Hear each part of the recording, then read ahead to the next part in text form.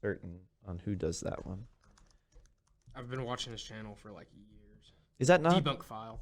See, I don't know Debunk File. Dude, Debunk File is they're more like they just give you the info. It's nothing like 4chan is like wants to take you on this journey, or not 4chan, fucking Expo. Yeah. Like Debunk File is just like, this is what happened. These are the conclusions that I've drawn. Yeah. Okay, well, let's record. Well, we are already recording. Hello and welcome. Hello. Welcome. I said we were going to start, and I ran through the intro, and I was like, you know what? A fun way to start is just having our conversation. Yeah, So, fun. welcome back to Beyond the Screen, everybody.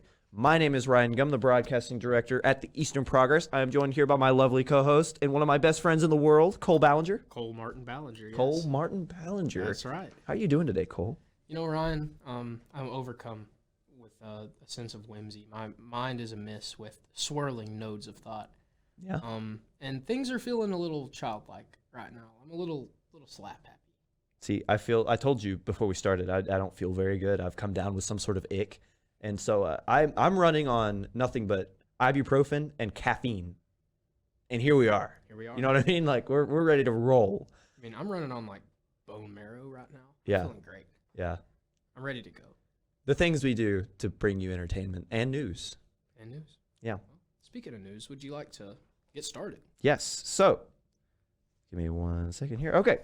So to start, I wanted to kind of give us more miscellaneous stuff because I have the more interesting news and tidbits to talk about later on in the show. But first, have you heard about the Michael Jackson biopic that's coming up? I have not.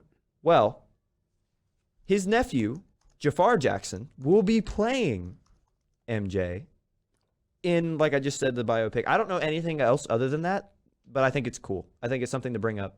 Like, man, this is a cool guy. And he looks like Mike. Yeah. He'll do a great job. Michael Jackson is one of those just larger than life people. Right. And I just hope they don't mess it up because Michael Jackson is very special to a lot of people. Well, see, here's the thing too, is that like I'm not really the biggest fan of the biopic craze.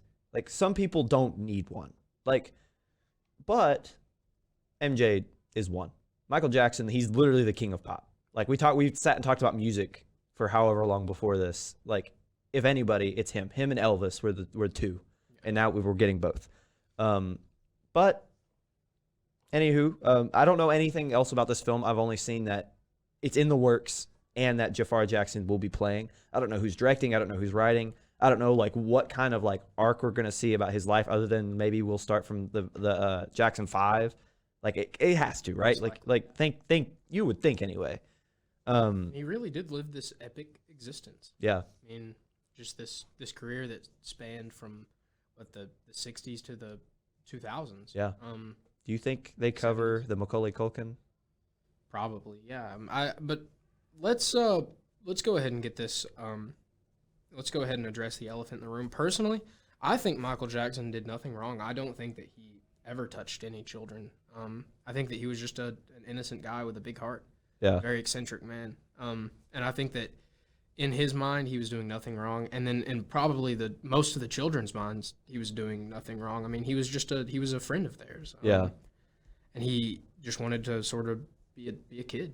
I don't think Michael Jackson was a bad person at all. See, here's the thing is that I don't know enough about his life. Like, something we talked about off air was that, like, I'm not a big pop guy. I'm not really a big music guy either. So it's like, I don't know enough about that to kind of have an opinion, but taking what you've just given, I know for a fact that man did not have a childhood. Like, could not have. Like, we just talked about the Jackson 5. How old was he when he started singing in this widely popular family band? 5 or 6 years old. Young. Yeah. So it's like he got wildly famous because wasn't he the lead singer of that too? Like, Yeah, I mean, he, maybe not the lead singer, but he was definitely a prolific, very yeah. common singer at least. So it's like, if I like just taking it at like the way that you see it, I like, you're probably right. I just don't know enough about that whole situation. Other than that, it's a thing. Ever since I was a child, I loved Michael Jackson like I loved a friend. Mm-hmm. Like, I've always loved Michael Jackson's music, have a big sort of passion for it. And even if it came out that Michael Jackson like did some really horrific stuff, it would be hard for me to reconcile that with how much I enjoy his music and always enjoyed who he was as a person. This isn't so much film, but I read a tidbit somewhere that his former manager had a laptop stolen that had like 5 gigs of unreleased music. Saw that? No, it was 500 gigs. 500 gigs. Okay, so it was a lot more than what I thought. Yeah, like was it his manager? I know it was someone like business really tight with Michael Jackson, and he had it stolen at like he was like at an expo or some sort of signing or something. And so, dude, why did he have it there? Like, why? Yeah. Like I just there's so many questions. Well, I think the right thing to do would be just to let us have it. Yeah. Let the people have it. However many years past his death? When did he die? 2009? 11. I think, yeah.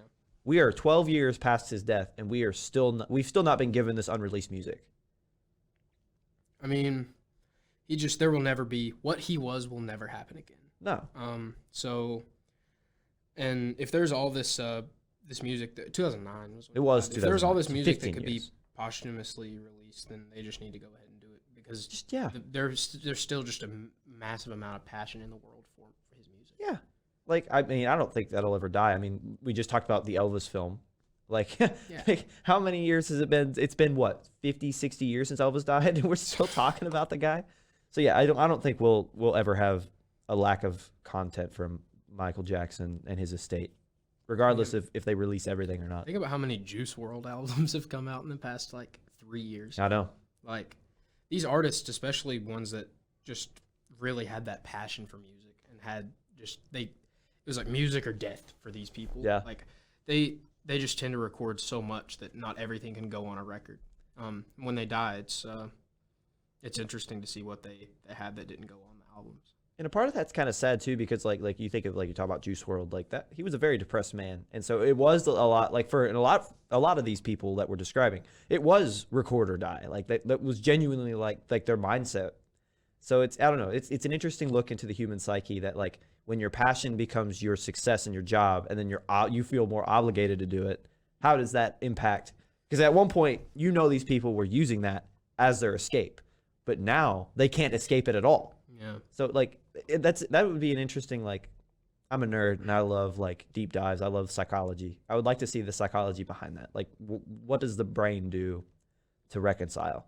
I just don't know. Michael Jackson didn't fizzle out though. Like he was making good music until he died. Yeah. He was making really good music. Like his last record was great. I wasn't meaning like his music changes and it gets worse. I mean like they use music as an outlet. Like I know like like for me I write. But like if I lost the passion for it because it became an obligation, but it is still my only outlet for my issues, that's tough. That's a weird place to be. That's being stuck between a rock and a hard place for sure. Like I said, I like to see the psychology. People speak of their job becoming when they make their hobby their job. Yeah. Well, it's like the menu. Like it's like Chef Slavsky in the menu. It's like that was his passion. Like he loved doing what he was doing, but then he realized not a lot of good was coming out of it. Like his passion became his success, but it wasn't everything it chopped up to be. And then he decided to kill people because of it. Moving on. Do you know anything about Ghost of Tsushima? I don't. Okay, so it is a video game. I mean, it came out in 2020, and I just Googled it because I have played a little bit of it. My brother played a lot of it, and he would not stop talking about it. Apparently, like, it is a fantastic game, and from what I played, it is amazing. So the game follows, you play as this guy named Jim Sakai, and the whole point is that you are a samurai trying to protect the Tsushima Islands from the Mongol invasion. Way back in, like, what year is that set? It's not saying on here. I don't remember. But let me see if I can pull it up real quick. But did the Mongols 1274 invade Japan? In 1270, yes. In 1274, it's feudal Japan. In 1274 is whenever the game takes place, and it's amazing because you literally run around as a samurai. Like, it's an open world map, and the chapters are so long, and it's made to be cinematic. So there's a cinematic mode to where like everything kind of goes away and you can watch it like a black and white, like an old film. It's fantastic. So it's literally primed for a film adaptation. But the reason that I bring it up is because director Chad Stahelski, revealed in an interview with Total Shield that a script for the video game adaptation is complete but that he hasn't decided on which project to prioritize due to a large stack of work. Although he does want to prioritize Ghost of Tsushima if he can. So a script is already done. No production is on the way. But Stahelski seems to be insinuating that it will happen in one way or another at some point in his career before he calls it quits. This man's going to make it work. So what do you think? I know you don't know a lot about the game, but from what you've kind of heard, and I'm going to look up our boy Chad here and let you know what other things he had directed. But what do you think about this potential game or potential game adaptation? Well, it certainly seems epic. Like, I'm looking at screen caps, and I've seen the game. I mean, that's for sure. I've heard people really talk about it a lot. Have there been any really good recent like high fantasy sort of samurai movies come out? Well, I wouldn't even call it a fantasy, Well, but not recent. It is kind of fantasy. Yeah. I haven't seen one recently. Like, I can't tell you the last like legit period piece of anything around that time that I've seen. Like, when was the last time you saw a samurai in a film and it wasn't like a spoof, like a comedy skit? Yeah, it's been a while. Maybe we're kind of taking like a Western-centric view of it here. I'm sure internationally, of especially course, in Japan and things, there are probably a lot of great ones. Stahelski's known for the John Wick franchise. Oh, same guy as the John Wick? Yes. Oh, John Wick 4 is going to be so good. It has like the Japanese stuff. I think part of it takes place in Japan. It does. Yeah. He's also doing, it says he's connected to the ballerina, the Ana de Armas spinoff. I don't know if he's directing it, though. No, Len Wiseman is, but he's a producer. Video game adaptations are becoming far more popular than they used to be. There used to be a curse. There used to be the video game curse. Like, you couldn't really do it. No. And now, some of the most popular things like The Witcher. The Witcher's fantastic. What else is big? I mean, the Mario movie's coming out. I mean, we'll talk about The Last of Us later because I forgot about The Last of Us. Yeah. No, there's been a lot of good video game adaptations recently. And here's the thing about Ghost of Tsushima. It is an epic in the best kind of way. I can't describe it as anything more than just this odyssey. Because, like, I mean, and it's super accurate to the time period that it was the setting is, I should say. And it's very, very, how do I word this here? It is deep in, I don't want to call it Japanese lore, but I guess that's the best way to put it. It is just on the brim, up to the brim with this kind of lore. So it is, in many ways, I don't know. I don't want to say it's like an accurate representation of the history of Japan because, like, I as an American, as a Westerner, I can't say that. I don't know, but that's what it seemed like. That's like what I wanted to believe. It is pretty fantastic. Well, maybe we can both go home and watch The History of Japan. Honestly, yeah. It's always a good time to sit down and watch it. I haven't Documentary. seen it in several years, but I just hope it stays true to the game. Yeah, maybe the one thing that I haven't really delved into at all is the samurai genre. Of really anything. Have you not seen The Seventh Samurai? Never seen it. Really? Never seen the Akira Kurosawa movies. I've seen like Kill Bill. That's about it. I guess technically she is a samurai, isn't she? Yeah, I don't know. Well, I think that's the most we can say about it because none of us really have. Like, you've never seen the game or never played the game, and I don't know enough about Japanese lore to really speak anything more. Well, I'm going to go home and research the Mongol invasion of Japan. Yeah. It sounds very interesting. I'm reading here on Wikipedia, and there's a very deep, rich history. Yeah. Dude, there's got to be more than a few documentaries on it. Yeah. I'll go home and watch one. We might have a deep dive discussion in how that can be shown accurately through the movie. Moving on, How to Train Your Dragon. According to, he's an insider. So this came from Geekster, which if you've watched the show, I hype that account up every single time that we have an episode because they are very, very good about getting information out. They don't have very many followers, which is shocking because they're very good at what they do. But according to Daniel Richman, he has a Patreon. He reported that a live-action remake is in the works at Universal with Dean DeBlois to write and direct. Now, Dean DeBlois is the original creator, director of How to Train Your Dragon, like the animated. He also did Lilo and Stitch. Live? Huh? Live action? Live action. Wow. Yes. Okay. Heck yeah, that'll make $1 billion. Everyone loves How to Train Your Dragon. I know. And the thing that really, if this is true, because like I said, this came from some insider's Patreon. Now, Richtman, I guess is his name.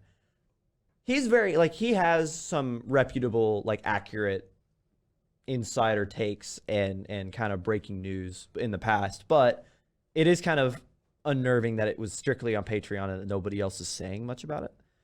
But if this is the case, you bring in a guy who not only helped start the franchise, but he built the entire thing to come back and write and direct for the live action remake. I hope that this is a thing.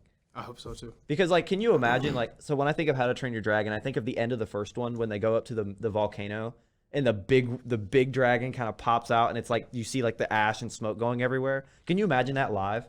Wow. They'll do it well if they're. I mean, would DreamWorks still be?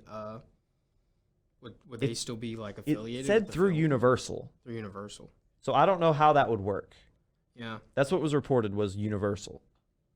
Yeah, I don't think that DreamWorks would be doing that. I don't think they make like. They don't. I don't live think action. they don't do live action Yeah. though. They're strictly animation. Yeah. Speaking of which, a little fun fact about DreamWorks: last year was the first year that they outperformed Disney with almost every one of their productions. Yeah, I prefer DreamWorks. I like DreamWorks a lot. They have Always heart behind their stuff, which I don't think Disney can say about every one of their stuff. Disney's far too corporate Yeah, now. I like DreamWorks a lot. Yeah. I haven't really. What are the recent Universal pictures that have come out? The Puss in Boots film. And I've talked in depth about that one. They had a few movies come out last year. We The shall Boss see. Baby. The Bad Guys. Oh yeah. Like DreamWorks, they've done Turbo, Madagascar, Bad Guys. They did The Croods. They did Trolls. They did obviously How to Train Your Dragons. Apparently they did the Captain Underpants movie. I forgot that was a did thing. That one? Yeah, I forgot that was a thing. Captain Underpants was a big part of my childhood. The comics. Yeah. Oh yeah. Yeah. The books. Yeah. I remember Professor Poopy Pants, and I remember like the big toilet. Who else did they fight? I don't really. See, I was never big into Captain Underpants. Like the most I had with him or the character was my younger brother, who's now 9, would watch the show that's on Netflix all the time. Oh yeah. See, I always like dreamt of a. I was born in the wrong time because I always wanted there to be a show when I was a kid. Yeah. But then it didn't really happen until I was like. That was a 18 movie or and a something. show. The show's got multiple seasons, if I remember correctly. Maybe those are like the two like really big ones. Like Toilet Man, Professor Poopy Pants, he was the big op. Oh, there's like aliens, yeah. Man, I loved in those books how there would be like there were chapter books, right? Yeah. And then there would be like always like the 25th chapter would just be like 2 words. Yeah. We wondered if everything would work out right. Chapter 27, it did. Yeah. It's always so funny. That was something that they did a lot in the show. Oh yeah. They would be, well, like a big spoof they would do is like they didn't want to pay for production costs. Like they would openly admit that. Be like, we didn't want to animate this, so we didn't. It's just like, and the battle was fine. Yeah, it went well. They just skipped to the end. That always that book series always really resonated with me because I didn't want to read the stuff about when I was that age. I didn't want to read anything that wasn't like poop and pee, really. Right. Like, such a crude young man. The scuffs. Yeah. Oh, I get it. I mean, like you're a kid. Yeah. I was just sophomoric. I hadn't grown up yet. Yeah. But here's the thing too, though, is that like as you've grown older, I should say, you now look back. You still look back fondly of this scuffed content because it was so much like it was so big with your upbringing. Do you want to know what film I watched the other day? Diary of a Wimpy Kid, Roderick Rules. Oh my.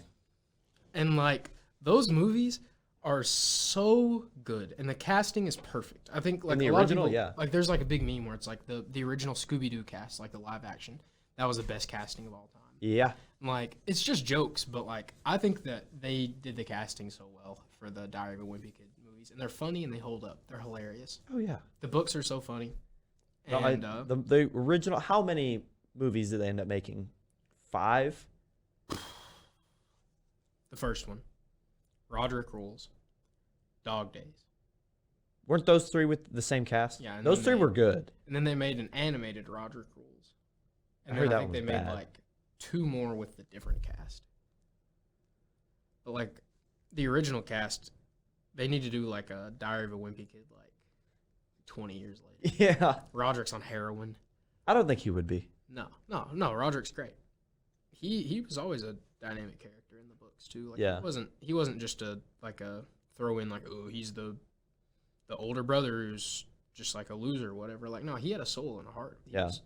The characterization in those books was always really good, even though it was always tongue in cheek. Like, Well, it's told through the eyes of a child, so it's like it's gonna be that way. Like he's gonna see Roderick in a specific light. yeah, and like Roderick was like the bad guy, but you know who the bad guy was? Greg. Yeah. He was the worst one. He was really evil. He was an awful person. No, he you're would right. throw you under the bus for anything. When I think of Diary of a Wimpy Kid, I think of that scene where Riley's like, "Don't call me. Don't come by my We're house." done." Yeah. Don't call me. That was one of the few instances where like a main character had something happen to them. And like every time I watch a movie like that and I have that awkward feeling of like, okay, they could have stopped this, but I always still feel bad. It's like, they didn't mean for this to happen. Greg, I was so happy when Riley did that. Yeah, Like Slay. screw you, Greg. You could just this is like warranted. Never once have I felt that justified for hating a main character. And it was in Diary of a Wimpy Kid. What's another good movie where you really hate the main character? I mean, there's a lot of them, but I mean, yeah, there are a lot of like, oh, you think this guy is the main character, but you realize he's like Breaking Bad. right. About to say that I would Walter White because Walter could have jumped out of that ship any point, but he just got so greedy. Yeah. That's Like, oh, take my cancer money. I'm a rich guy and I'm your friend. Like, yeah, I will pay. He's like, no, I'd rather make meth. right, Glory to Los Pollos Hermanos. right. All hail Los Pollos Hermanos. I don't know. Like, there's another one that I'm gonna think of here in a second that I always used as this is like they kind of trick you into thinking that he's the good guy. Yeah. Well, when it hits, because I'm just gonna go ahead and move on because we got a lot to cover with DC in particular. But if it comes back to you, we'll revert back and circle around. So, what have you heard about DC as of late, Cole? Before I go into the plethora of bullet points I have. I just know they're kind of starting over, right? Yes, but James Gunn and Peter Safran released a huge list of things that they're going to be releasing soon. First 10 projects. Let's see. I've got to pull it up right Yeah. here. So they revealed that these 10 projects are the first part of their first chapter, which is going to be called Gods and Monsters. So of these 10 projects, 5 are going to be films, 5 are going to be TV shows, with them including Superman Legacy, The Brave and the Bold, which is Batman, follows Bruce Wayne and his son Damian. Then Supergirl, The Authority, Swamp Thing, Creature Commandos, which is the first of the TV shows. And that one's going to be animated, but it's still going to be connected to the DCU, which is going to be really interesting. Then Waller, a show called Lanterns, Booster Gold, and Paradise Lost. Of these, I want to go through some of them that, like, I'm just going to flat out come out and say there are some that I have no idea what they are. Like The Authority. I don't know what that is. No clue. And I'm not going to act like I do. But an interesting thing about the Superman Legacy film is that they talked about like restarting the DCU, having their own version of Superman. And when they said that, I thought they meant like having their own origin story. But this Superman Legacy isn't about that. It's not about the Superman's origin, which kind of makes you wonder why they just didn't bring back Henry Cavill. And James Gunn had flat out said recently, especially in the last few days, that Cavill was never fired. He just was never hired. Like they didn't fire him from any project. He was just not brought back. Like he said he was coming back, and the old Warner Brothers regime said he would come back, but then James Gunn was like, no, we just never hired him. So I think that is an important distinction. But this film, according to Peter Safran in an interview with Variety, said it focuses on Superman balancing his Kryptonian heritage with his human upbringing. I really think if you add that to the Man of Steel arc, I think that would have been fine. Like this is like the sequel. Like this is Man of Steel 2 essentially. like with Henry Cavill. Why can't you do that with Henry Cavill? He literally is Superman. Well, they're starting over. He was part of the old one. But like, here's the thing: they're using Ezra Miller and Zachary Levi Shazam. They're using Ezra Miller? Yes. No, they're not. They're using Zachary Levi Shazam 2 and Ezra Miller's Flash to reset everything. So essentially, the Flash film is going to be like Flashpoint, where like everything kind of like it's like the paradox and everything resets, and that's how we get to where we are. Those two films lead directly into Chapter 1. So I don't know what happens in the Flash film, but that's what leads into this. And there's been talk that Ezra Miller might stay the Flash. But that's why I couldn't be an actor, because I'd do something way worse than Ezra Miller. He beat people. What you talking about? You'd kill people? Yeah, maybe. I mean, I don't know. I don't know what's gonna happen in my life. No, that's fair. Yeah. You know what I would love to be? This is go way off topic. In another life, I was a voice actor. Okay. I'd love I would like television. I would like to like act in person, but like there's something about like being behind the mic or like have you seen the clips from Rango where Johnny Depp and the rest of the crew are like so you know that movie's completely animated, but to get the acting the way they wanted, they all they just put like a mic on like on their ear and like recorded it that way, kind of like a lav, but like more like a whatever, and they just acted out the scenes, but they weren't being recorded for like motion capture or anything like that. They just were acting out the scenes so they could be more authentic. I would love that, like voice acting and all that kind of stuff. But it wasn't motion capture. No, it was completely animated. Yeah. But they would read the scenes, and I mean Johnny Depp is Johnny Depp, so he's probably like, this would be better. Yeah, if I can't move around and do what I want to do, then I'm not going to perform as well. So we'll just literally they gave him a studio. They essentially gave him like a back room, like a studio, and said, all right, you guys just act it out, and they did. And have you seen Rango? Multiple. It's good. It's so good. I love that. It's movie. one of the best animated movies ever. Yeah, I love that the movie. Style. Yeah. I love it. I love the story. Rattlesnake Jake. Yeah. Great villain. Terrifying. I need to rewatch it. Yeah, I haven't seen it in a while. I had it on DVD when I was a kid. It is a good film. I remember when it came out. Wasn't it trashed when it first came out? Yeah, it didn't do very well at all. Which is shocking. People who like us saw it when they were kids and we grew up. Yeah. Now we're in these roles, and it's like. We all really fondly remember. It's a good film. Movie. Yeah. Like I feel like I could watch it tonight. I might do that. They have like the nice Hunter S. Thompson sort of cameo joke. Yeah. In there. But it's hilarious. Like even back then, like as a kid, I can only imagine what it would be like to watch it now as an adult. Like I'd probably be rolling. I'm gonna watch that tonight. When did it come out? Like 2011, maybe 10. 11? I was a kid. Like I was a child when that movie came out. 2011, yeah. I thought I'd have more to say about Rango. I mean, I don't really remember that much of it because it's been a couple years. Alfred Molina's in it. Man, we just can't get away from that, man. We can't get away from We talked about him for like 30 minutes before recording. Yeah, a Nickelodeon movie. I really don't have that much to say about That's something I didn't realize either. It was produced by Nickelodeon? Yeah. Didn't know that. Because that one was like, I know Nickelodeon does that every now and then where they will like send out like a legit film for like theater. But most of the time Nickelodeon just like shows their stuff on TV. Like they're like made for TV. That is mostly Nickelodeon. I mean, they did Kung Fu Panda, didn't they? I don't think Nickelodeon. No, DreamWorks did Kung Fu Panda. I think so. Yeah, it's DreamWorks. What other films did Nickelodeon? So, but there was a TV show, like a Kung Fu Panda TV show that was on Nick. Okay. Nickelodeon movies. I mean, the Spiderwick Chronicles. Why did Nickelodeon have anything to do with that? But those are good movies. When we were kids, we went and saw it. It was 2008. My sister was born in 2004. So she would have been like 4 or 5 years old. And like at the very end, when the husband or whoever it is like is revealed to be like the bad guy. Yeah. My sister went and she ran to the front of the theater and threw her shoe at him. hit him. A 4-year-old just in her feels. She was trying to get him. She wanted to take it right into her own hands. Man, I wish. Could you imagine? The innocence and the purity of a 4-year-old understanding that betrayal and wanting to make a difference. That's so sweet. She wanted to make a difference. Yeah, that's so sweet. She's always been that type, too. Like, yeah. That's so she's sweet. She's a big doer, you know, ever since she was a kid. Oh, you know, so you said we talk about Spiderwick Chronicles, and this is way off topic still. Like, we need to get back to DC. You know what film I am still not okay over? Bridge to Terabithia. Exactly. Yeah. I'm so happy that you knew what I literally was going to say, I bet you can guess it. And then you did. As a child, like, I wasn't ready. No, I don't know why they sprung it on us. Like, you must when we learn were about in, like, death. third grade, yeah. Like, You're one of 8 years old, Like, yeah, one of these days you're gonna fall in love with a girl, and she will die. and then she will die. That movie came out in 2007. I was 6 years old, about to turn 7 when this movie came out.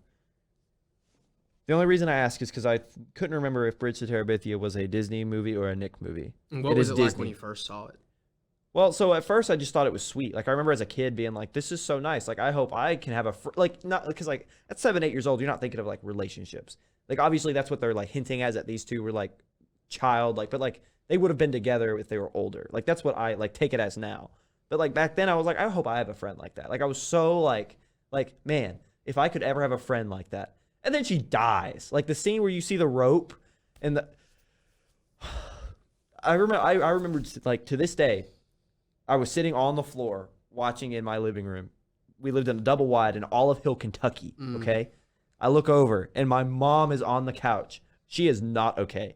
My mother is not okay. She's just like she's dying.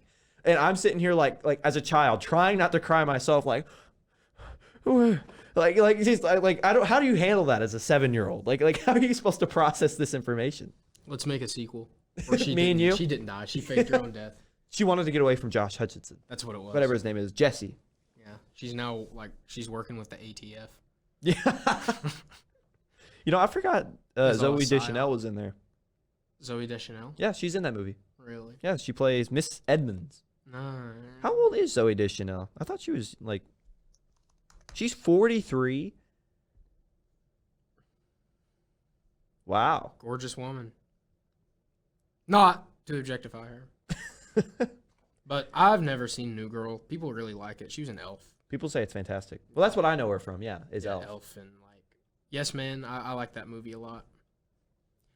I saw the movie The Invention of Lying with what's that guy's name? Ricky Gervais. That's a good movie. What's it called? The Invention of Lying. It's like a bad movie, but it's like a good movie to sit down and watch. See, I don't think I've ever heard It's of about that. like a world where you can't lie, and then like it's just physically impossible to lie, and then Ricky Gervais just like starts lying. You figured it out. Yeah, he figured out how to lie. Well, Ricky Gervais also directed it, so. Oh, It's got Jennifer Gardner and Jonah Hill and Louis C.K., Rob Lowe. Oh my gosh. you know, Tina Fey. I think Louis C.K.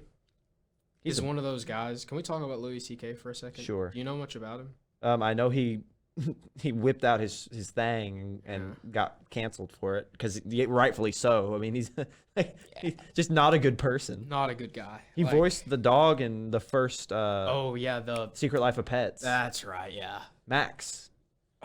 Then he got the replaced. main character. Yeah. Louis C.K. Yes. I've seen every episode of Louis, his show, and I've seen like every one of his comedy specials. So I feel like I intimately know Louis C.K. and like I love his comedy, and he's still coming out with a lot of comedy. Is he still coming out with stuff? Oh yeah, he's got a special coming out like here in the next like couple weeks. Where? On what? It's on his website, and you pay. Oh. It's like one of those. Comedy has kind of gone into that now, where they release it and it's like $20, and you, Or see, you can download. Unless you're like big enough to have like a Netflix special or Yeah. something. Yeah. And he has his specials are still on Netflix. Really? Yeah, Netflix. I have a bone to pick with them. For being like this like real progressive sort of company, they still have all of the like they have deals with Dave Chappelle too, and Dave Chappelle is still on Netflix. Yeah, no, isn't the Chappelle Show still on Netflix too? Yeah, It might have been taken off, but it was on there for a long it's time. on there. Yeah. No, Netflix. I don't think Netflix. If they do try to paint themselves as progressive, they sure do a lot to try to negate that through their actions. Like, and that could just be me being bitter because of their crappy anti-password regime that they're rolling out with. Have you seen that? Yeah. That's I've film. seen That's film news. We'll talk about that for a second. Yeah, so you have to be every 31 days. You have to be on your home Wi-Fi to log in, or have like I saw somewhere that someone was talking about, or like someone reported that you might have to have like the home Wi-Fi, like the person that owns the account, they might be able to verify a device, but if you're not on your home Wi-Fi to log in, you're blocked. Like the app itself will just not let you. And as a college kid who lives month to month trying to pay rent, Like, you're still on your parents' Netflix, Yeah. huh? So am I. Like, I'm not paying 15, 16 bucks for Yeah. Netflix. I I'll mean, just they're watch gonna- Amazon. They're going to double their subscriptions. I mean, like... Okay, they'll double their subscriptions, but I feel like they even flat out said, yeah, we're going to lose a lot of subscribers. Like, I mean, something. there's nothing on Netflix I want to see anyway. Like, what is there? Well, David Fincher's new film is going to be Netflix. Oh, that's yeah. what I'm saying. Like later this year, that's tragic because there are things like Guillermo del Toro's Pinocchio is Netflix. It's tragic because like if I could pay for it, I would. But also like it makes me so bitter towards them that I don't want to.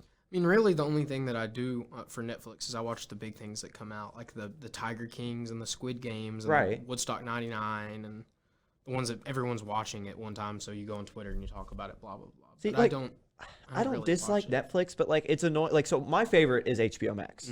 HBO Max just has like the shows that I want. And second would Sopranos. probably be Disney Plus. Yeah. And Those are the ones that I watch. Like- and Amazon Prime Video. Like, Yeah, I watch like, a lot because they have a lot of the old movies. Amazon has so much. Yeah. See, here's the thing too, and I'm more partial towards HBO, not only because the new show they're coming out with, obviously The Last of Us. Like once again, we'll talk about that here in a second. But they have my favorite show of all time on HBO. It's going to move to Disney in the next like year, but as of right now, Doctor Who's on HBO. Like Doctor Who is my favorite show of all time, and it's moving to my second favorite platform as opposed to my first. You know what I'm saying? And the thing about HBO is that like when they come out with an original, it's cinema to the max. Like I don't know pun, but it's like, I don't know, like The Sopranos, The Last of Us, Game of Thrones, House of the Dragon, like all these different shows, they're just so perfect. And you know when it's an HBO show because it's just got that little kiss of just love.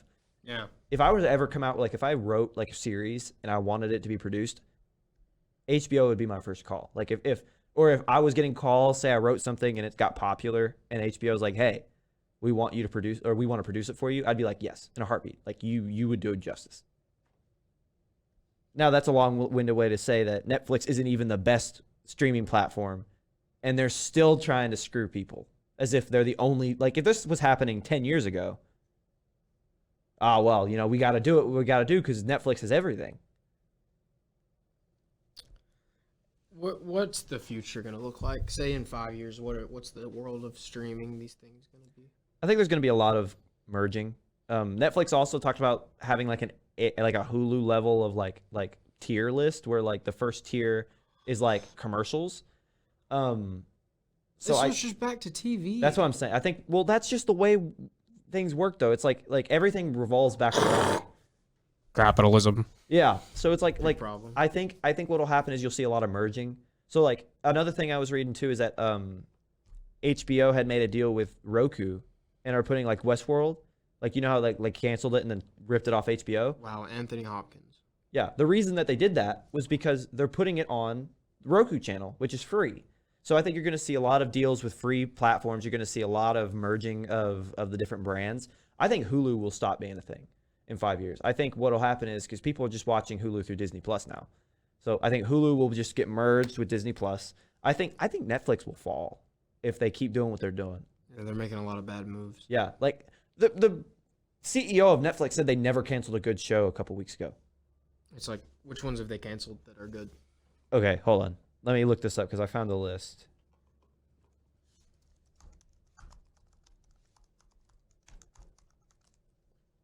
Because it's like they not only cancel good shows, but they cancel like popular shows. They canceled Daredevil. Which is, in according to Marvel fans, is one of the most like beloved, like pieces of Marvel media out there. People love that show. That's what I'm saying. Like they hold on, let me see. Oh, they canceled. Netflix had this one show.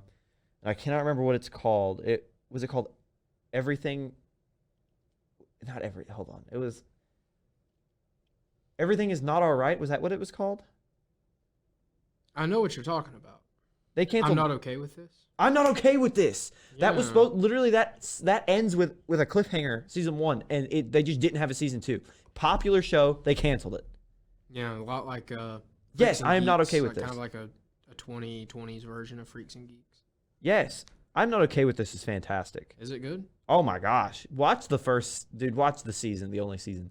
It is so Okay. good. It's shocking how good it was. I loved it. Me and my girlfriend watched it, and we both really enjoyed But it. there will never be another one. No. No, because Netflix didn't want to pay the budget for the sequel season. How hard is it to make one of those shows? Like, how much does it really With as much cost? Netflix made at the time in 2020, when no one was doing anything and everyone was at home on streaming 24/7, they had more than enough money to make a sequel. Dude, I watched this. Yeah, I watched Isn't this. it fantastic? It's good. Yeah, Yes. I watched it. How did I forget about watching this? I didn't watch all of it. I watched like the first couple episodes, and it was like good. It It's was really fantastic good. because like you explore like the mind of a troubled youth as she tries to navigate just life, but then she also turns out to have these weird powers. And so you add on top of the normal conflict of like of being a teenager in a town that does not want you with a crappy home life, on top of the fact that she can make people just cease to exist with her mind. I didn't really get. I think I might have watched like the first little bit because I don't even think I got to the point where she like has these powers. You have to watch the rest of it, bro. What's the one that I'm thinking of that I saw where it's like the British one, and like it's these kids and like the one girl is like a psychopath, and the other one is like the boy is like kind of like a masochist. I know what you're talking about, but I don't know the show. Like I know the show, I don't know what it is like called. I'll find it. But there was another one that they canceled recently. Was it the 19 or 18 something? Hold on. 1889. The End of the F***ing World is the one I'm talking about. Yeah.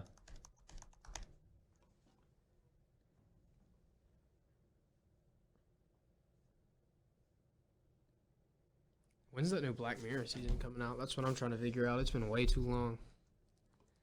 The Well, last season Black Mirror dropped was like, what, like 3 episodes? They had Let's go Striking 1889, Vipers. Netflix, yes. That's Netflix, yeah. Striking Well, they Vipers canceled the second season of that. of The End of the World. No.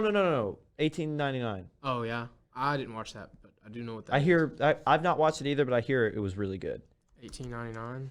We do need to get back on track. Oh, that's the one where dude. They're on the ship. People say that's like the best show Yeah, they've like ever seen. but there's not going to be a second season. That's so stupid. People love this show. What is it like? People are sucked up into. Let me make sure I'm right because I could be wrong. Yes. Their new series, 1899, this is according to the Wire or Wired.com, would not be renewed for a second season despite debuting at the end of 22 to positive reviews and a place on the streamer's top 10 list. This was reported by Baron Do Odar and Jontje Fries, the creators behind the Netflix cult smash dark hit. Those two, the creators, released on Netflix that the show would not be renewed. You tell me, like, Netflix is canceling good shows that they have. They're losing good, like Doctor Who used to be on Netflix, but they lost the deal with the BBC to have it on there. Like, this has just been a collective thing that's been happening over the past decade, that Netflix is losing content that they would have had on there already, canceling good content that they already have, and now they're making it harder for people to watch their stuff while making it more expensive with now going to probably be a tier system. If I'm trying to stream something, like I was trying to watch Parasite. I was trying to show Parasite to my roommate the other day, and like we had to watch like minute and a half commercials, like every like 20 minutes. Yeah. Watching the movie. Like, Parasite's on Hulu, right? Yeah. Yeah. That's why I pay for Hulu, but I've not even got on the app Yeah. in a long time. So we do have to get back to DC because like we've been off it for a while. Henry Cavill turned into Bridge to Terabithia, turned into Netflix, and now we're back to DC. So we started with Superman Legacy, talk about Superman balancing his Kryptonian heritage with his human upbringing, according to Peter Safran via Variety. Moving on, the second movie that they're going to come out with is called The Brave and the Bold. That one follows Bruce and Damian Wayne. What do you know about Damian Wayne, Cole? Nothing much. Well, that is Bruce Wayne's son, obviously. The son of also Talia al Ghul, but not in the way that you would think. I'm not like, I love, like, when I was younger, I used to read a crap ton of comic books, but I wasn't really into, like, Damian Wayne. I didn't get that far in my reading, so I didn't know much about him either, other than that I knew he was obviously Bruce's son, and he is a psychopath. And he's Robin. He is Robin, yes. Well, no, he has no emotion. So I looked it up, and Damian was genetically, this is according to Wikipedia, Damian was genetically perfected and grown in an artificial womb to be the perfect warrior. He was raised by his mother, Talia al Ghul, in the League of Assassins. I don't know why he's Wayne. Maybe they used Bruce's DNA to help incubate him, which is probably what it was. But I know the big arc of that is that Damian has no emotion. Damian is literally a psychopath. Or sociopath. He doesn't understand. He's literally a killer. His weapon of choice is a sword. He's like cutting people. Yeah, that's like what he does. And yeah, so I'm very intrigued. Apparently, I was reading, old James Gunn said that Michael Keaton is not quite out of contention to potentially be Batman. And when Damian Wayne rolled around, Bruce was older. I would like to see Michael Keaton, but not so much for him being Batman for an extended period of time. What I want is Batman Beyond. That's what I want to see in the new DCU. Why? Because we've not seen a live-action Batman Beyond. We've absolutely beaten around the bush with Bruce Wayne. I love Bruce Wayne. I love Batman. How many Batmans have we had in the last decade? 5. So many. It's like, just move on. Bring in Michael Keaton. Let him finish his role. Because honestly, I don't think he had a proper ending. I don't think he was never able to say goodbye properly. Allow him to properly say goodbye. He did 2 films. Yes. Yeah. But Batman and then Batman Returns, I think. yeah. Both by Tim Burton. Let him come back for a couple more roles as the Batman with Damian Wayne in The Brave and the Bold. Because, well, I won't say that about Damian. I know Damian's fate. And anyone that read the comics will know his fate. I won't say what happens to Damian. I don't think that happens in The Brave and the Bold. But anyway, let Michael Keaton be Bruce with Damian Wayne. Bruce is an old man. Then let Bruce finally hang up the cowl and give it to... Gosh, what is Batman Beyond's name? It's Terry something. McGinnis. Is that it? Yeah, Terry McGinnis. Yes.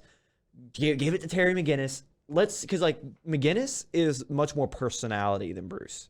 He's still very much Batman, but he's actually funny. So I would love to see that. The red bat symbol. Have you seen Batman Beyond? Anything about him? I know what it is. I'd love to see it. Wow. It looks amazing. That's what I'm saying. Imagine that live action. That'd be so unique. Kind of like Secret Wars. It's something that people have always wanted to see in live action. Let's see it. You know what I'm saying? Yeah. I would love it. Anyway, moving on past Batman, there's going to be a Supergirl movie called Woman of Tomorrow. Then we move on to The Authority, which I said I have no idea what that is. I could look it up. But it's a sort of another league of newer superheroes called the Wildstorm characters. They were released they were brought to life in 1992. So interesting. Not been around for that long. Not as long as that. Do you know? Did you have a list of characters? We will produce that right now. Ooh.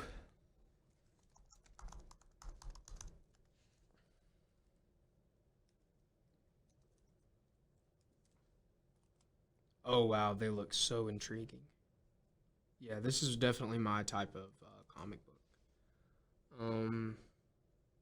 Wow, just why don't you take a look at them and read me off some of the characters. They are interesting. So I don't know who these people are, but they're from it's featured on the cover of the new management trade paperback from November of 2000.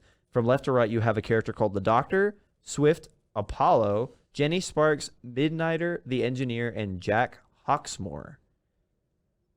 Very interesting. This is new to me. I've not really seen many of these at all. These are the Anti-Justice League. Meet the Authority, the Anti-Justice League. This is on DC's official website. And Grant Morrison and Mikael Jennings, Superman, and the Authority. This team bends rules and work on the sly. Very interesting. So they're essentially a league of anti-heroes. This new DC universe, I think they might do it well. Dude, I've fallen out of Marvel. I think we've talked about that a lot in the past year. But here's the thing. I will be watching every ounce of content produced by this new James Gunn Safran leadership. Here's the thing, too. I was also reading somewhere that they're going to release two movies and 2 shows a year, or it was like 1 show, 1 movie a year, 2 something. I don't remember exactly what it was, but they're going to like consistently, but not overwhelmingly, release this new content. But they're doing it in a much different light. Like they're not doing it in the silly Marvel, like haha comedy, haha get beat up, haha overcome. Self-deprecating. Yes. Humor. Like it's a superhero. They should take themselves seriously a little Right. bit. Yeah, it always makes me so angry. Like I get like the Suicide Squad, like the second one. Yeah, like that can be. But that's a Suicide can be Squad. That's who they tongue-in-cheek. are. Yeah, that's who they are. But like, why is there such a trend with superhero films now to be so, like I said, self-deprecating? They don't take themselves serious at all. I mean, the humor. We didn't fall in love with that sort of humor. We fell in love with the humor of like some of the first Marvel movies. Like Iron Man had a lot of humor in it. Iron Man, I would say Iron Man was more serious still. It was funny at times. Yeah. But like one of the funniest moments in that movie I remember was when he was first starting to make his repulsors and he's just starting to fly and then he falls through the floor. But here's the thing. That wasn't funny because like it was a comedy skit. It wasn't like a Charlie Chaplin type fall. It was funny because he's learning. Yeah. Like it was funny because like it genuinely served a purpose. Whereas now those kind of moments, they just don't.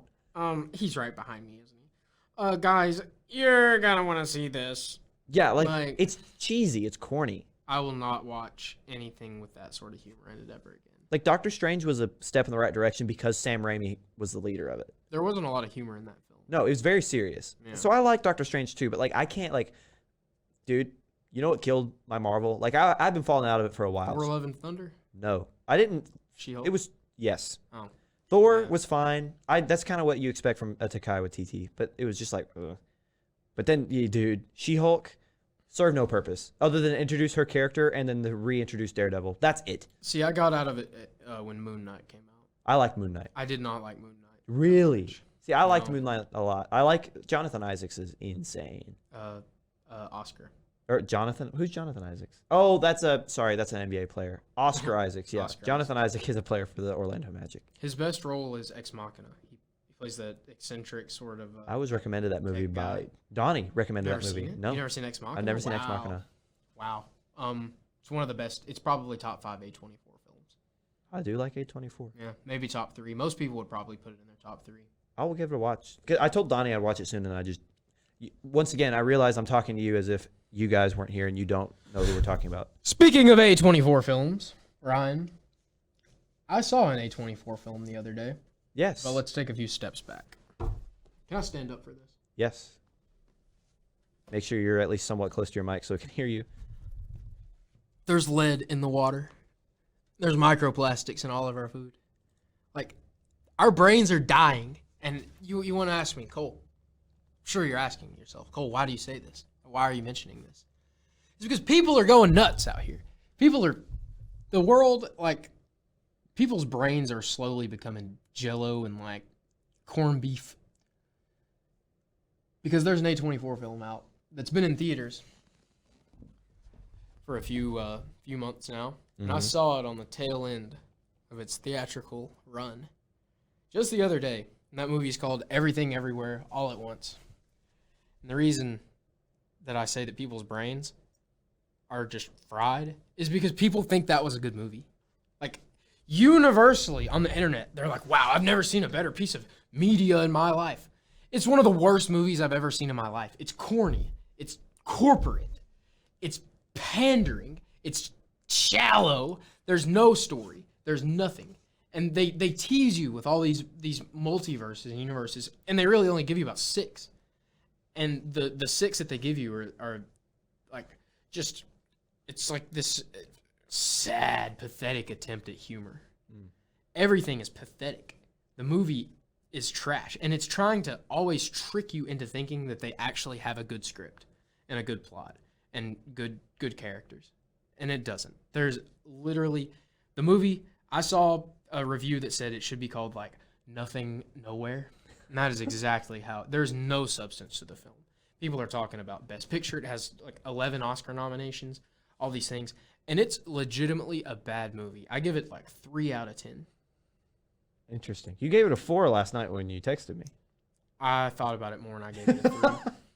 Like, The performances are good, and the characters, like the man and the woman, Mm-hmm. you really feel for them. You do. Yes. But there's no dynamism. They're not dynamic characters at all. Nothing changes. They don't become anyone. They're straight static. Straight static. Mm. And the movie is legitimately saying absolutely nothing. Nothing. I mean, if you guys want to ask, like, put in the comments section why you think that I'm wrong. But, like, I couldn't really even pay attention to it because it was just so boring. And I thought it would be this, like, massively flashy, fast, like, oh, you think that, because that's how people talked about it. They were like, oh, you think that you've seen what movies can do? Yeah. Like, let's expand that. And I didn't see that. There was, like, one fast, like, 10, or maybe like a 2-minute montage scene where it showed a lot of the universes in a really fast montage style. And that was really good. That's about 2/3 of the movie. And I was legitimately in complete shock when I saw it, in awe. And I thought it was one of the best movie sequences I'd ever seen. But other than that, it has just such a convoluted, overdone, like theme. You've used this term a lot, but was it just too tongue-in-cheek? It was, yeah. Yeah, it was like trying to be meta, and it wasn't meta at all. Dude, meta is a thing that works very well if you do it properly. So I can understand, because so here's the thing. I haven't seen it. Yeah. I just wasn't interested. Like, I hate to say that because it did look like okay, but like I looked at it and I was like, well, here's the thing too. You want to know the other reason why I didn't see it? It came out around the same time as Doctor Strange in the Multiverse of Madness. So it was like, it's been in the theater for that long. Yeah, because well, at least hold on, let me make sure. Like, it's already on Paramount Plus and Showtime, and it's still being shown. Hold on, Multiverse of Madness release date. When did that one come out? May. Like, bro, I hate that movie. Honestly, I did not like it at all. Some of the fights are good. Yeah, so everything everywhere has been out almost a year. It came out in March of last year. March 11th, 2022 was its initial release. So we're way behind, but so it got its worldwide release on April 8th. So this is kind of why I was just not interested in it, was because a month after this one comes out, Doctor Strange 2 comes out, and it's just like it seemed like everybody was doing a multiverse bit. I'm like, what was the point? I don't understand what the point was. It was like, I don't know. I can't accurately speak on it because I was so confused as to what the point of any of it was. Yeah. Like, oh, you just kind of like jump around from universe to universe, and then we're just like back where you started. It's not a cohesive story. It's slow. It's awkward. The acting is awkward. I don't know why people think it's that good. I think just the average viewer is just wrong. Yeah. They're just wrong. They don't know what's good or bad. So Most people just don't know the difference. Here's the thing. I told you people loved Avatar 2, and it's a bad movie. Well, I told you about like why I appreciate you as a person before we started recording. It was because we both, like, you on a level that I've not found, and a lot of other people understand, that like we both break down things almost too much. Mm-hmm. Like, I would say, like, at least for me, my biggest flaw is that I overanalyze everything. So are you, and with that point being made, are you saying that the average fan who doesn't break it down is caught up in the flashy sequences and the goofy, like tongue-in-cheek aspects of the comedy that they're missing? That, like what you said, like they try to hide the fact that they don't have a story by having these funny moments and these flashy moments. You think people are getting too caught up in the fact that it's funny and it looks cool, that they're just ignoring the fact that there's no plot? Let me take a second to think on it. Mm-hmm. Yeah. I mean, I'm trying to think of what else they would be interested in, because it doesn't. Other than the star power of the cast. Well, yeah, the husband Waymond is Short Round. Yeah. From Temple of Jamie Doom. Lee Curtis is Deidre. And it's like it's just so convoluted. I don't know. It's like the idea is that in every one of these universes, the same sort of events are happening, across the board. Like, if you were in the universe that you were a samurai, you would be in the main battle, the climactic battle, at the same time that yourself as a singer is singing the big operatic solo, Mm-hmm. And the inverse is like if you're having a heart-to-heart with your daughter, say, in this universe, you're doing the same thing in the other universe, just characters and settings are changed. And it's like, cool, let's make a movie with about 30 or 35 of these universes that we explore. Sounds like a lot of plot holes, though. Oh, yeah. Because it's like... it's absurdist, so you're not really... Right.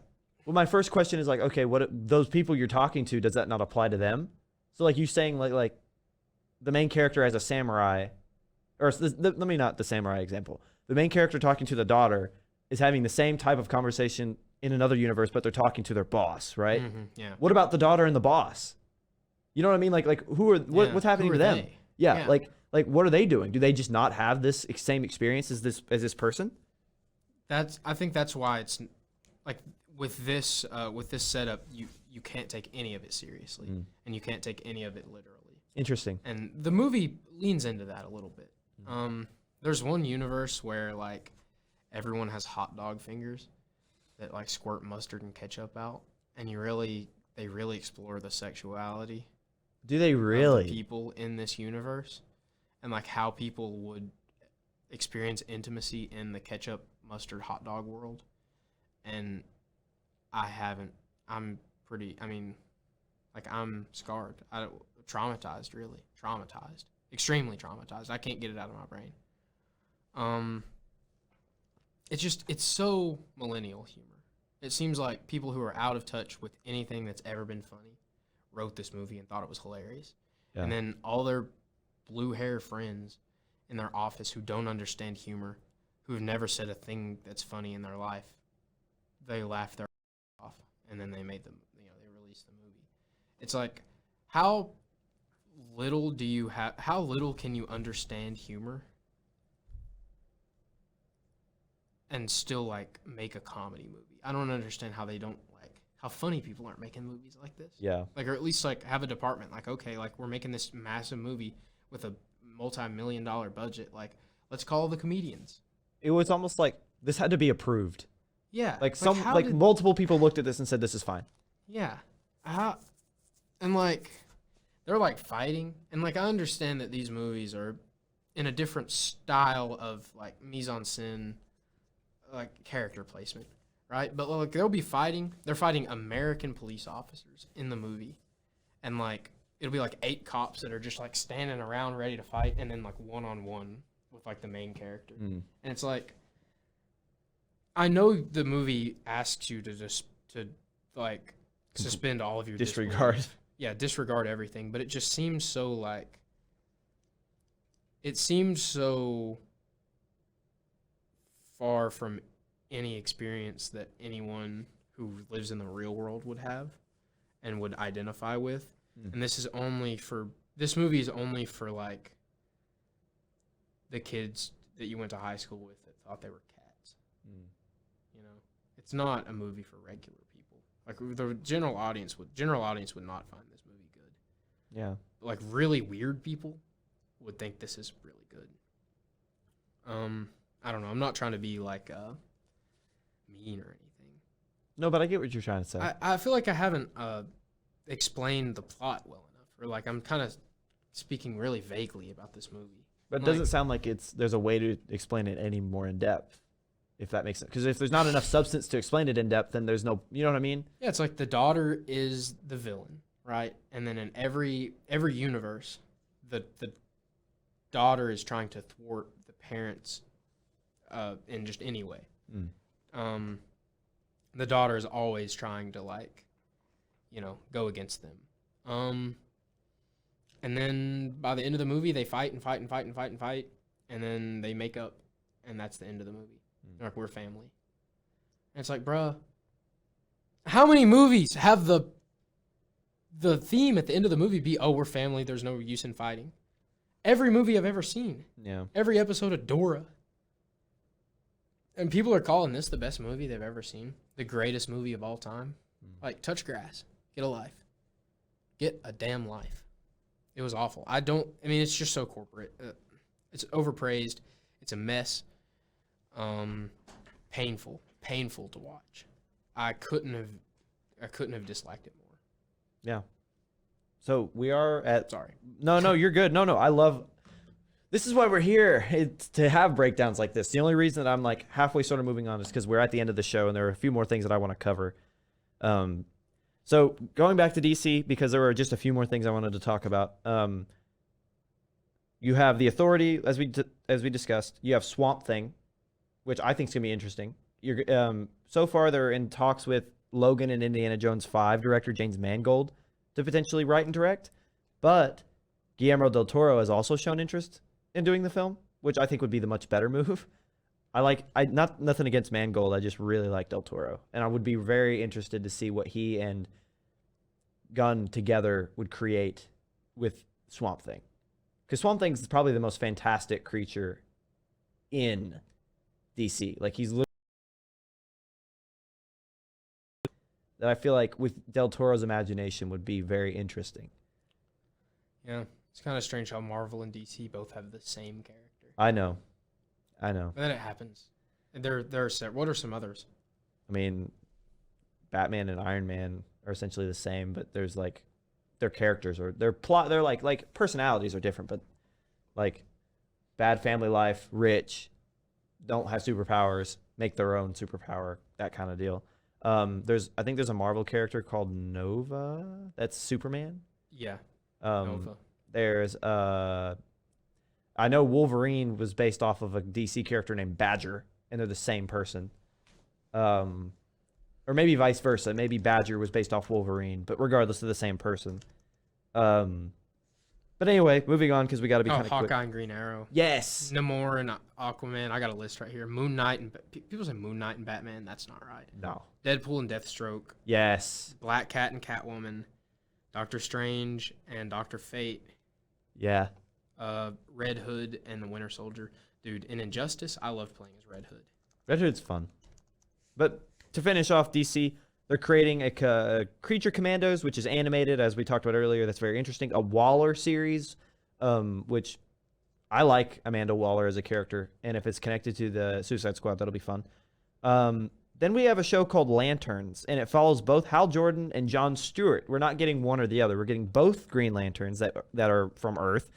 And Peter Safran had said in another interview that it is cut from the same cloth as True Detective. Maybe Ryan Reynolds and Michael B. Jordan will be in this. You think so? It seems like they're not trying to. Michael B. Jordan played Green Lantern, right? No. Who played? Ryan Reynolds played Green Lantern. Yeah, but wasn't there another one? No. Not there. I don't think we've ever seen a Jon Stewart live action. Oh, really? I don't think so. Who? Maybe I'm just dumb. No. To keep going and keep the pace, Booster Gold. I don't know who that is. I did look up his, if I still have it here. Idris Elba. I guess he never played him, but people were like really wanting linked Idris him Elba to be. Jon Stewart. Yeah. So I looked up Booster Gold. I don't know who he is, but his powers include he has an advanced technology suit allowing him to fly, have energy blasts, has force fields, enhanced strength, time travel, enhanced visual powers, and various other abilities, longevity, expert, hand-to-hand combatant.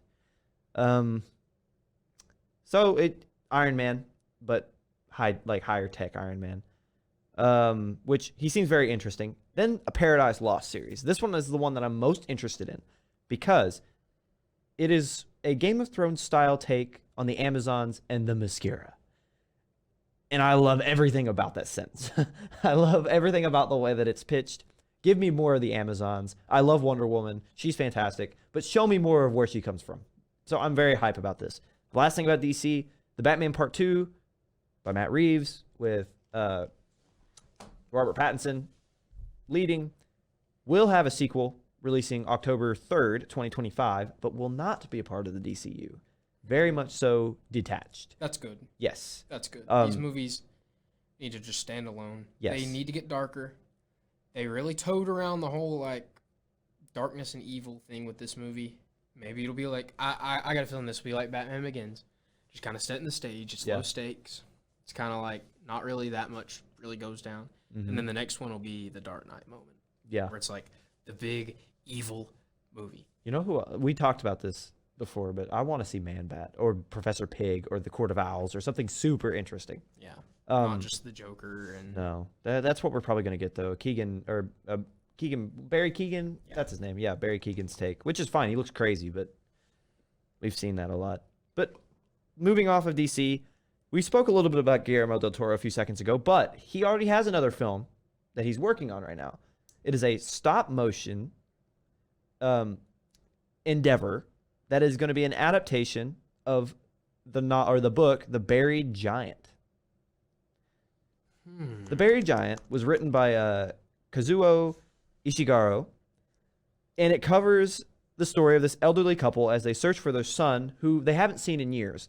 The catch is that there's mass amnesia that is spreading through this, like, post-Arthurian Britain. That is the setting, okay? So they set out with like a crew of people. I didn't see exactly what. I haven't read it. But they set out with a crew of people, and as they travel, they slowly and surely start to remember dark things about their connected past. Super, super, super interesting premise. And it's Guillermo del Toro. And it's stop motion. Oh, wow. It's got everything that makes Guillermo amazing. And I'm very, very excited. It probably won't be released for another 3 or 4 years, but... Hey, what's Tim Burton up to? Wednesday. Oh, he's doing Wednesday? Yeah, he's a producer and director of it. Oh, I didn't know that. Okay. Last thing I have before I give my thoughts on The Last of Us. Five Nights at Freddy's. Blumhouse has begun filming on this video game adaptation. Do you know anything about the lore of Five Nights at Freddy's? It's so... What is, like the bite of 84 or whatever? 7 or 4? The bite of 87.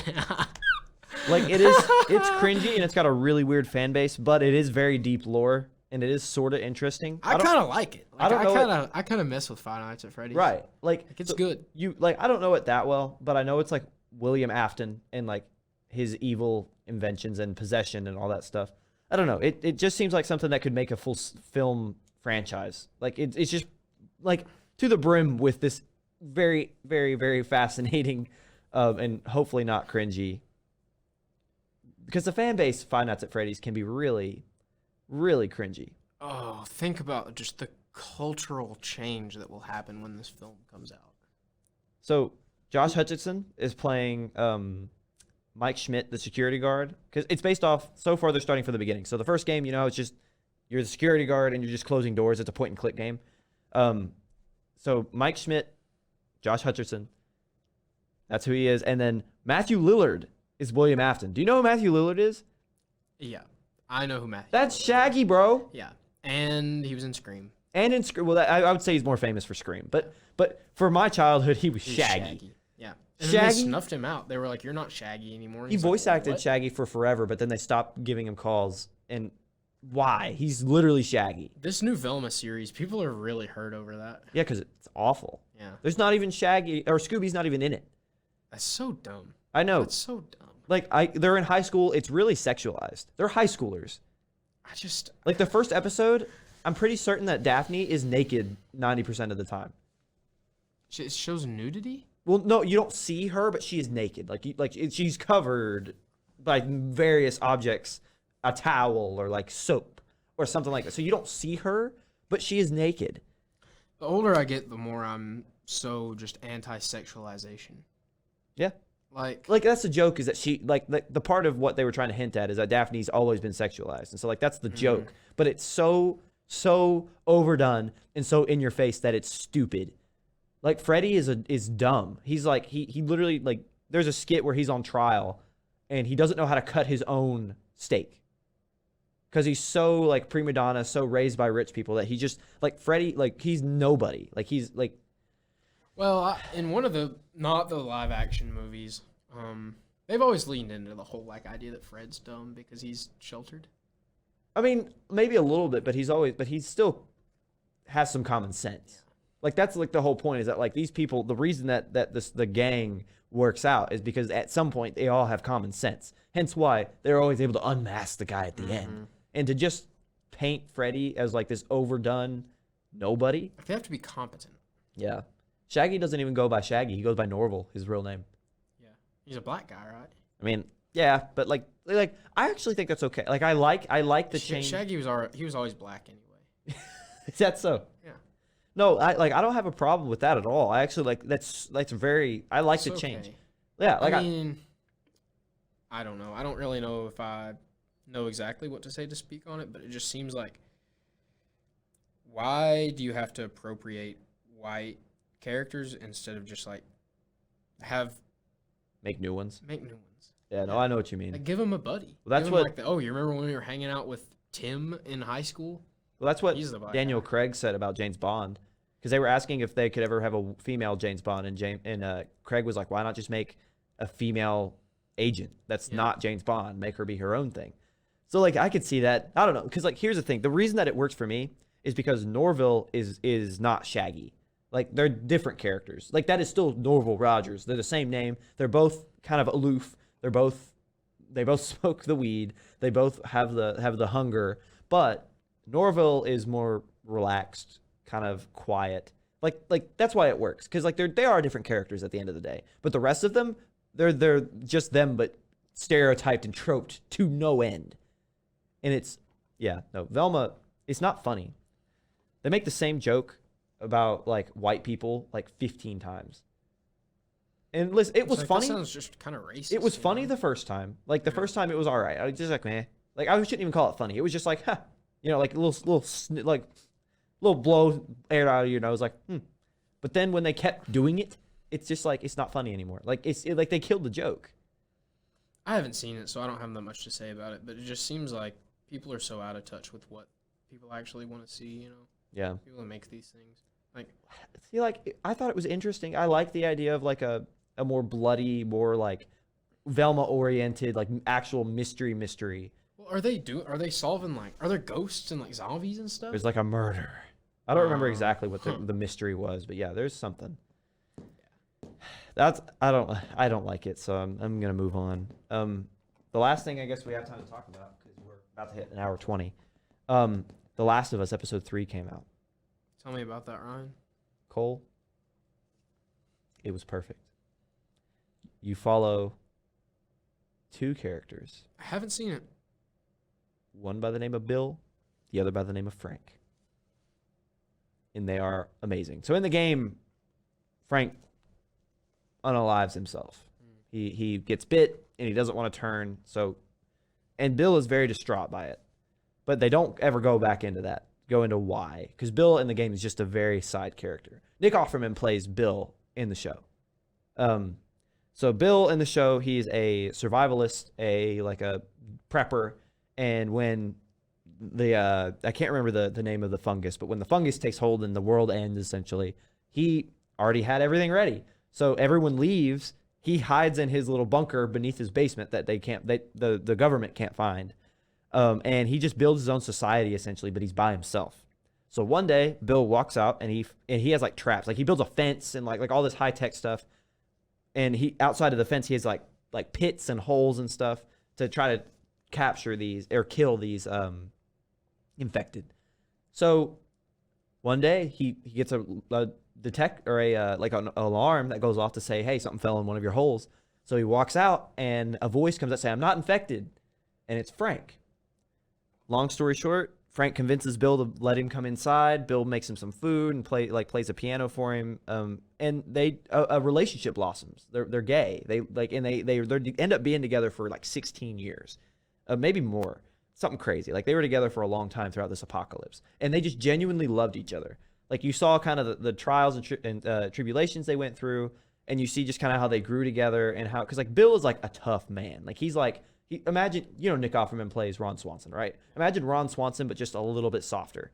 Like, not as outspoken about being libertarian, but just more like just really rough around the edges, very paranoid. And Frank is like, he's this flamboyant, like very like colorful character.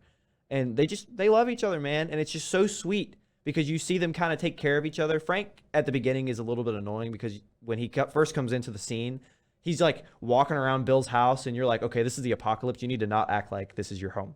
But then they end up falling in love and then like that is his home. So it's like, it's so sweet. And it just ends in heartbreak, man. Because like, so eventually at some point, and I won't say what leads up to this, but Frank ends up having ALS, I think is what it was. So he can't help, like Lou Gehrig's disease. I think, yeah, something to that effect. He can't. He's in a wheelchair. He has to take medicine every day, which they trade with the local QZ quarantine zone, where they still have medicine and stuff, to try to help him. But Frank is like, just kill me, man. Like all I'm doing is holding you back. And they grow old together. That's something very well done that you see them grow old throughout the episode, because 20 years have passed, like when the story's taking place, and so Frank is like, just crush up my pills and put it in my wine and I'll drink it and then just hold me until I die. Like that's how I want to go out. And so he does it. He pours each of them a glass of wine. He crushes up the pills. He puts it in and he hands it. And Frank looks up and he says something to the effect of like, the wine was already poisoned before the pills, wasn't it? And Bill's like, yeah. So he kills himself too. Bill essentially is like, he says like, I can't, you were my own, like my existence. Like the only reason I was able to go this long is because you were here. And without you, like I'm an old man. There's just no point. So they go into their room, they lock the door, they open the window. And the end of the episode is you see Joel and Ellie kind of come in to see if they can get help. Cause like Joel was good friends with Bill and Frank, or good friends. Bill didn't like him, but they were close enough as you can be in the apocalypse. Kind of a little jealous, maybe. No, I don't think that was what it was. Kind of catty. I just think Joel is a very hard man to enjoy. Joel's been through it a lot. Yeah. He does not open up about it. I haven't seen any of this. You have to watch it. So it's just so sad because like it sounds beautiful. It is. The third episode. I'm a straight guy, but I love a good gay romance. Yeah. For whatever reason. It was just sweet. Yeah, it's always sweet and nice. I don't know. It was very wholesome and it was very real. It was eerily real. And so I enjoyed it. So from episode 2 to episode 3, they saw a 12% increase. In episode 2, they have 5.7 million viewers. Episode 3 had 6.4. And from the first episode, they have had a 37% increase in viewership from episode 1 to episode 3. So episode 1 had 4.7 million views. Episode 3 had 6.4. Who's directed this series? Different directors. I don't know the showrunner's name, but he's been everywhere.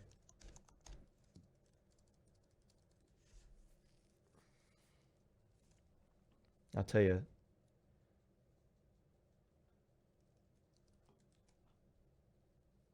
Well, it's just giving me the developer.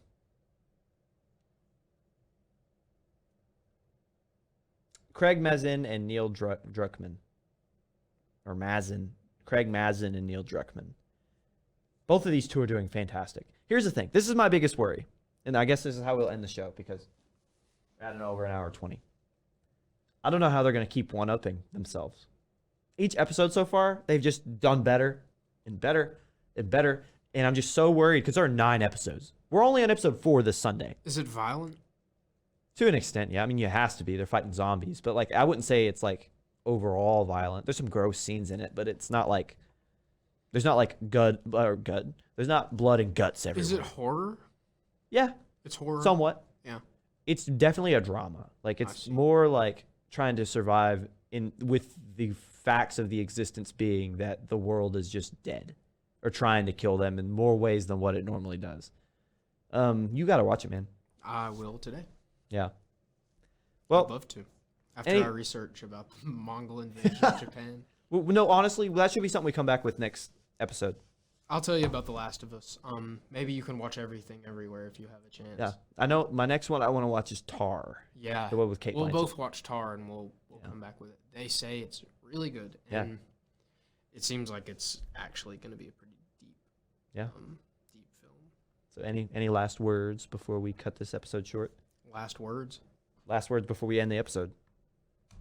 Townsfolk. Periwinkle. Those are 2 very good words. I got another one. You do? Hit me with but it. I'm cooking it up. Okay. Bake it. Okay. Let me set get the timer. Let me get, What do you bake it? What temperature? Set me a timer for 20 seconds. 20 seconds. Okay. 20. 19. Carcinogen. Only took 5 of the 20. Carcinogen, periwinkle. What was the first one? Townsfolk. Townsfolk. Okay. 3 very good final words for the end of the podcast. Thank you guys so much for watching. This has been an Eastern Progress Media Network production. I am Ryan Gumm. I am Cole Ballinger. Thank you guys so much.